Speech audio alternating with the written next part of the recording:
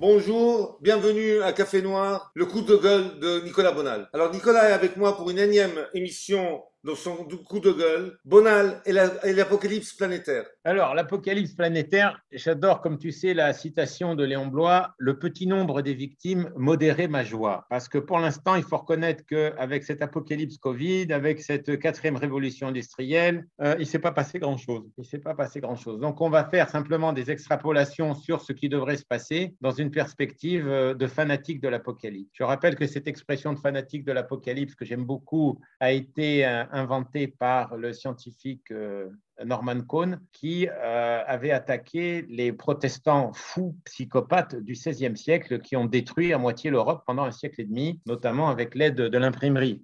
On sait que l'imprimerie a joué un rôle très négatif dans le fait de répandre les hérésies. De la même manière qu'aujourd'hui, la télévision ou la radio balance un esprit de guerre dans toutes les opinions publiques. Je viens de voir sur Zero Hedge que les Américains veulent la guerre contre la Chine, le peuple. Ils ne sont pas capables de calmer 3000 talibans en Afghanistan, mais ils veulent faire la guerre à 1,5 milliard de Chinois qui ont le double de leur quotient intellectuel et qui ont la marine la plus moderne du monde. Donc ça veut dire que, en fait, plus on répand le savoir, comme je l'ai expliqué avec Lévi-Strauss il y a quelques semaines, plus on répand l'imbécilité. D'ailleurs, ça y est presque tel quel dans un autre livre de sagesse juive, comme on sait dans l'Ecclésiaste. Donc on a ce matin un prêtre, enfin pas un prêtre, un frère, je crois, qui s'appelle Alexis Bougnolo, je t'en parlais hors antenne, que mon ami Plaquevent a mis sur son site, Stratégica.fr, où je bats tous les records. J'ai des textes lus par 200 000 personnes, soi-disant, c'est peut-être des bots. Et donc, le frère annonce qu'il va y avoir des guerres civiles, que tout va s'écrouler, qu'on va tous mourir. Après, il y a le livre que je viens de co-signer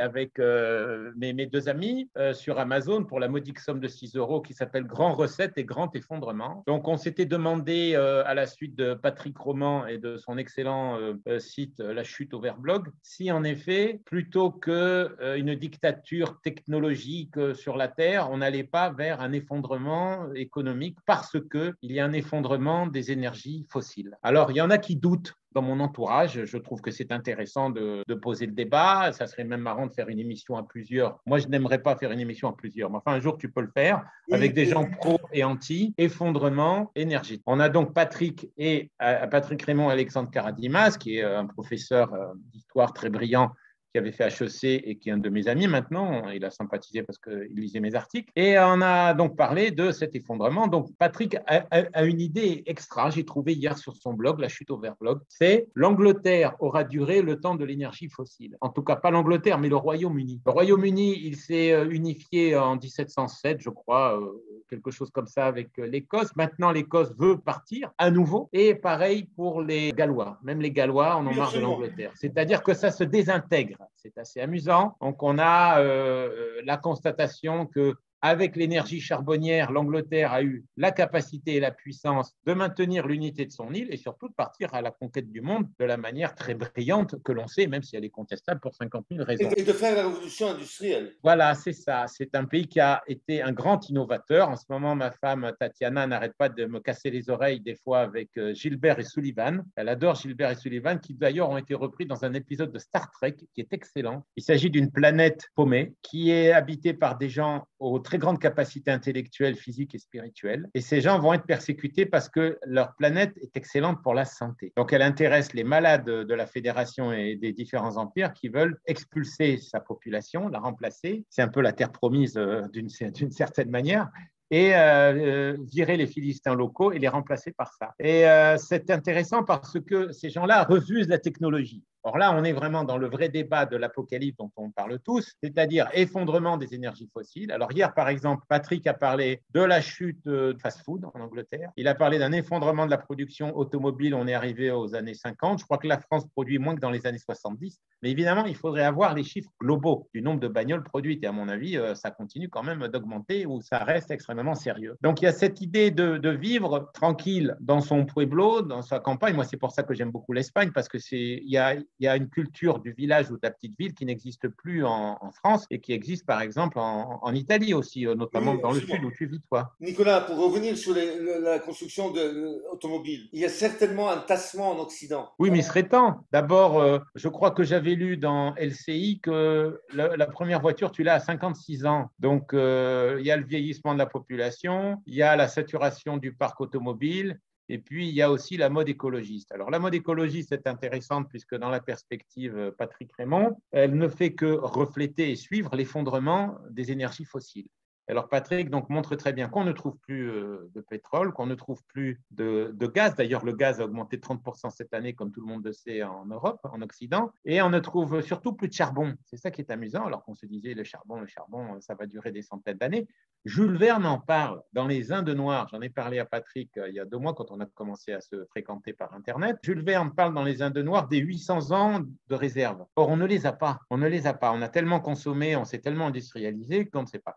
Donc, ce qui se passe actuellement au niveau de l'apocalypse, c'est simplement, et qui rejoint les préoccupations du recette des gens de Davos, et qui rejoint le catastrophisme de type catholique ou de type écologique des uns et des autres, ce qui rejoint ça, c'est la fin de l'ère fossile. Donc, on est arrivé à une civilisation industrielle, comme tu l'as dit tout à l'heure, au XVIIIe siècle, en Angleterre, puis en Europe occidentale, puis dans le reste du monde. Et là, on est à bout de ressources. Donc, on a un excellent épiphénomène qui explique la technologie. Je vais donner comme information un livre que j'aime beaucoup, de Empire, qui s'appelle de Niall Ferguson. Niall Ferguson a aussi fait un livre courageux, j'ai trouvé, contre la Première Guerre mondiale, qui s'appelle The Pity of War, en disant que on n'avait pas à faire la guerre à l'Allemagne quand on était anglais. Je suis bien d'accord. Ça a été la fin de la civilisation, cette guerre fratricide entre les 2 grandes puissances civilisées du nord de l'Europe. Maintenant, bon, le livre a été publié sur Amazon. Il s'appelle Grand Recette et Grand Effondrement. Malheureusement, je l'ai commandé, mais je n'ai pas encore le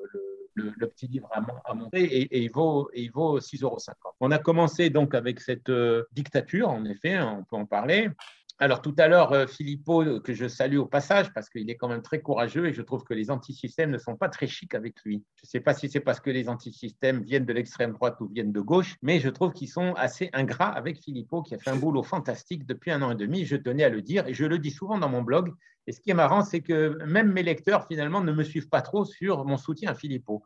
Donc j'emmerde tout le monde et je continuerai de soutenir Florian Philippot. Honnêtement, c'est peut-être de la jalousie. Supposition grotesque sur opposition contrôlée. Ça devient fatigant. Dès qu'un gars est brillant, passe à la télé, est connu, il est opposition contrôlée. Moi, quand je suis passé chez De Chavannes il y a 30 ans, je n'ai rien demandé. Je n'avais pas de mérites spéciaux, mais enfin bon, c'est moi qu'on a choisi pour aller au casse-pipe.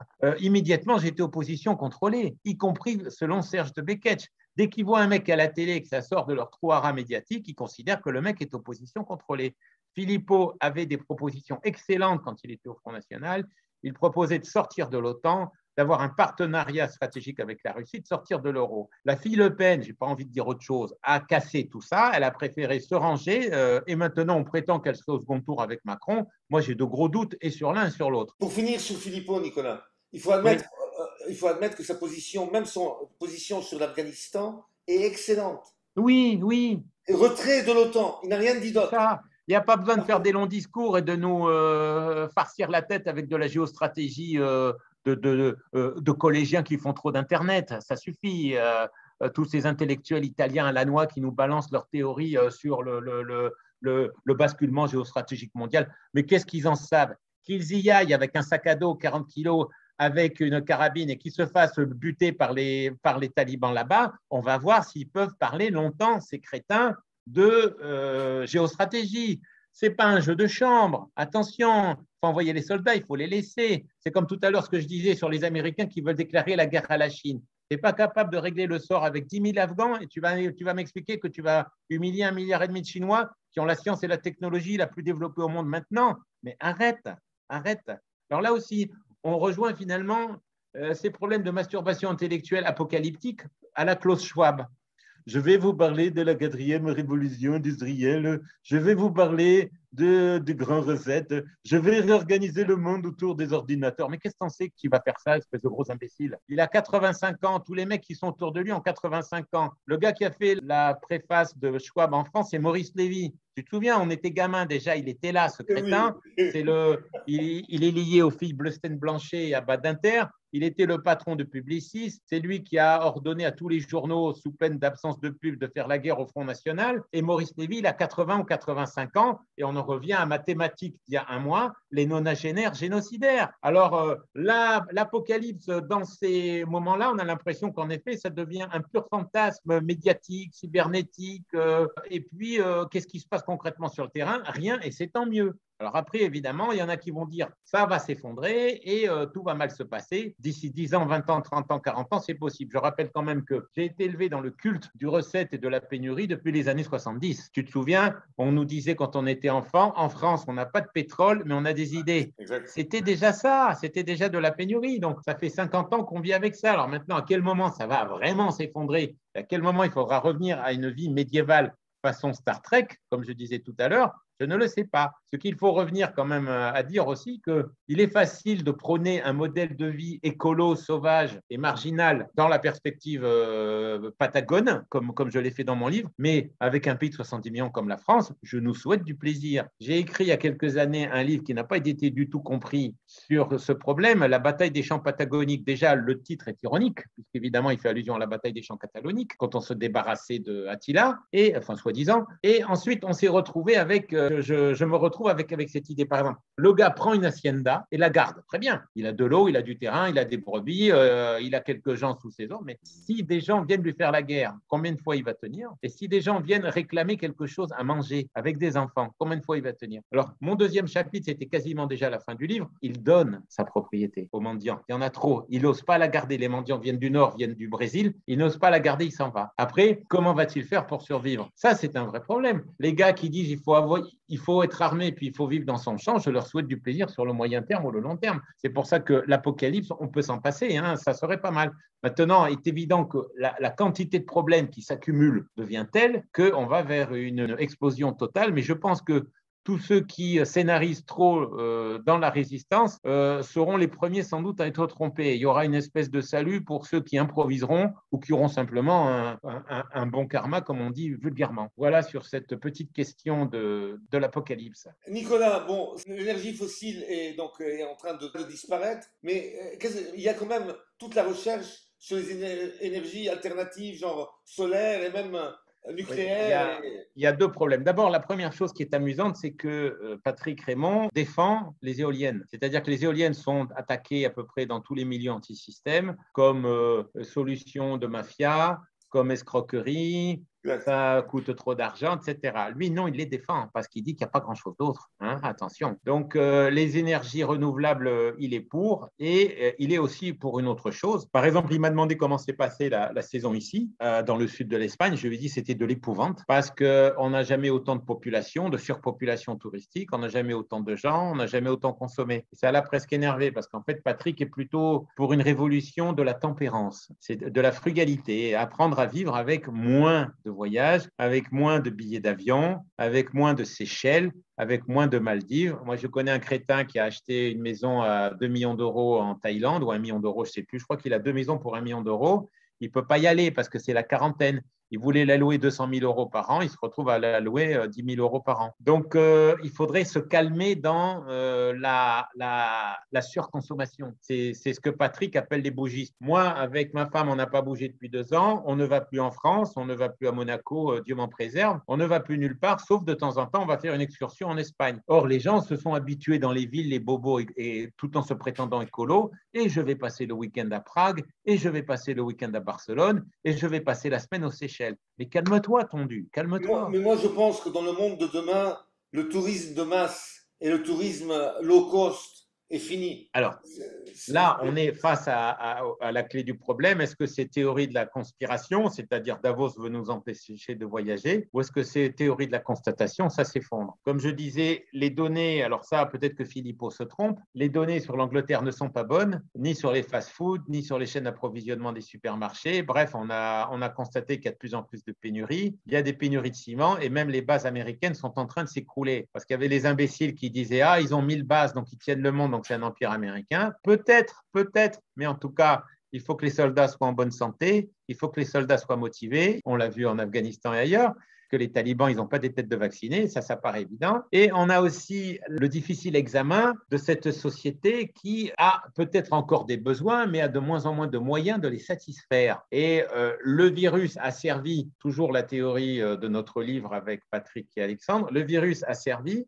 à masquer, à servir d'écran de fumée à cette espèce d'effondrement qu'on a déjà entrevues en l'an 2008, qu'on avait déjà vues en 1973. Et on a de plus en plus, ça on l'a vu avec le cinéma qui a très bien reflété cette évolution, on a bien vu depuis 50 ans qu'on allait vers une consommation moindre et on allait vers une espèce de catastrophe possible. La réponse positive, ça serait arriver à créer une société plus autarcique, moins consumériste, avec moins de besoins et avec un recentrage des activités. Mais comme dit toujours Patrick, les grosses villes, les Konsumtionsstadt, comme on disait en allemand, type New York, Paris ou Londres, sont condamnées. En fait, il ne restera que quelque chose de beaucoup plus délocalisé. Si on arrive à contrôler ça, moi je ne crois pas, ils ont été incapables d'améliorer les conditions, ils ont été incapables de priver les gens de voyage depuis 50 ans, ils ont été incapables de construire moins de supermarchés, etc., etc. Donc en fait, d'un côté, il y a cette espèce de volonté un peu gnostique et débile de Herr Schwab et de sa clique dingo à Davos de contrôler toute notre manière de vivre. De l'autre, il y a cette incapacité systémique de se remettre en cause, de progresser et de créer un être humain moins imbécile, moins contrôlé par la télé et par les besoins de consommation délivrés par la publicité. Mais bon, on peut toujours, comme je dis à chaque fin d'émission, supposer qu'un beau jour, la sagesse arrivera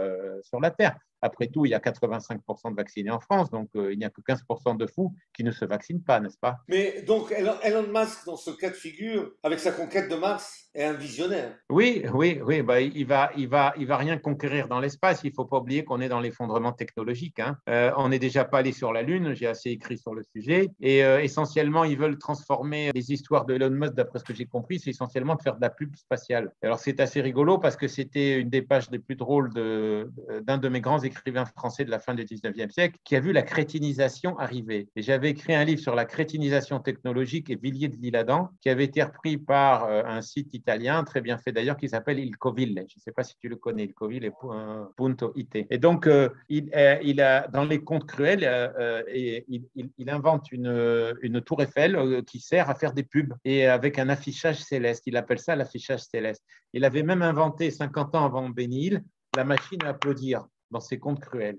Et il avait parfaitement vu que la crétinisation accompagnerait, comme on en a déjà parlé, toi et moi, avec les thèmes de l'idéocratie, que la crétinisation allait augmenter avec la technologie. On l'a vu avec les radios, on l'a vu avec la télévision, on le voit maintenant avec le smartphone, qui crée une espèce d'infra-humanité incapable de réagir soit aux problèmes de civilisation qui se posent à nous ou de consommation dont on vient de parler, soit aux problèmes de dictature, puisqu'ils s'en foutent. Ils se remettent le pif dans leur smartphone et ils oublient qu'ils sont en dictature. Comme ça, il n'y a aucun problème. Bon, pour la parole de la fin, tu nous rappelles le titre de ton livre? Oui, il est sur Amazon. En ce moment, il se vend bien parce qu'il doit y avoir tous les lecteurs de Patrick qui avaient en fait un site qui marchait bien, mais je lui ai proposé de faire ce livre parce que c'est plus sympa. Et donc, ça s'appelle Grand Recette et Grand Effondrement et c'est publié aux éditions Tetiana sur Amazon. Il y aura le lien pour nos auditeurs sur le champ de description de la vidéo. Donc, on finit ici cette émission. Je te remercie, Nicolas. On se voit dans 2 semaines. Faites des stocks, achetez des armes et priez toute la journée.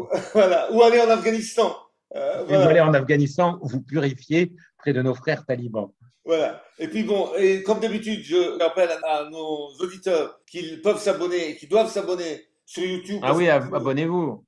Ça nous aide pour les algorithmes de YouTube. J'informe tout le monde que toutes nos vidéos maintenant sont disponibles sur la plateforme Odyssée. Je mettrai aussi le lien pour les gens qui aimeraient nous voir sur Odyssée dans le champ de description. Allez, merci, au revoir. Impeccable.